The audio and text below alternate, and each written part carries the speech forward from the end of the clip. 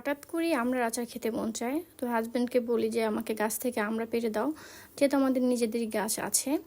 তো উনি আমার কোনো আবদারই পূরণ করে না, যার কারণে এসে গাছ থেকে লাঠি দিয়ে আমরা পারতেছিল, কিন্তু লাগ পারছিল না, যার কারণে কষ্ট করে গাছে উঠে, বেশি উঁচায় ওঠেনি কারণ আমি উঠতে দিইনি। আমড়ার গাছ এমনিতে অনেক নরম থাকে ডালগুলো।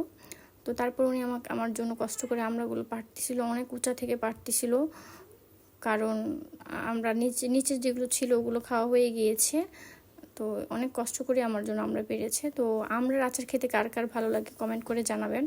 আমার কিন্তু আমড়ার আচার খেতে অনেক ভালো লাগে। তো আমি কয়েকদিন আগে বানিয়েছিলাম গাছ থেকে পেরে। তো আমড়াগুলো অনেক মিষ্টি ছিল, যার কারণে আমার কাছে ভালো লেগেছে বানানোর পর। তো আবারও বানাবো। তো এই যে দেখতে কবুতর নিয়ে যাচ্ছিলো একটি আন্টি, তো কবুতর দেখে আমি একটু ভিডিও করে নিচ্ছিলাম।